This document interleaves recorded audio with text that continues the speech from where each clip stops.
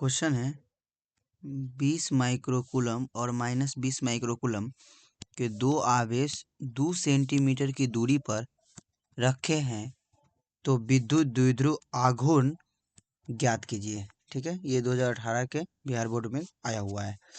तो देखिए यहाँ बताया गया है कि दो आवेश रखा गया है, जो कि एक है 20 माइक्रोकूलम का, दूसरा का है -20 माइक्रोकूलम का।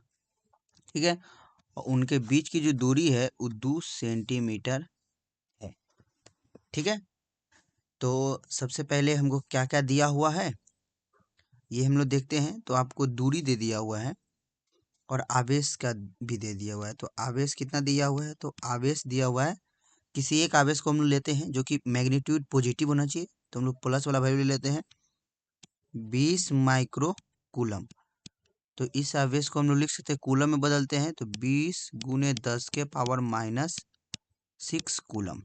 ठीक है, और आपका दूरी कितना दे दिया हुआ है, तो दूरी दे दिया हुआ है 2 सेंटीमीटर।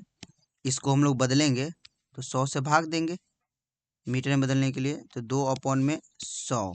इसी को हम लोग इस प्रकार भी लिख सकते हैं 2 × 10 के पावर -2 मीटर। कि 10 का 100 का स्क्वायर मतलब 100 कितना होगा, 10 का स्क्वायर आएगा, वही 10 के स्क्वायर को ऊपर भेजे तो 10 के पावर -2 आ गया, इतना लिख सकते हैं। अब हम लोग क्या करेंगे कि द्विध्रुव आघूर्ण हमको ज्ञात करना है, इसी का फॉर्मूला लगाएंगे। द्विध्रुव आघूर्ण का क्या फॉर्मूला होता है, तो ये होता है किसी एक आवेश का परिमाण किसी विद्युत द्विध्रुव के एक आवेश का परिमाण और उनके बीच के दूरी के गुणनफल को विद्युत द्विध्रुव आघूर्ण कहते हैं। तो आवेश का परिमाण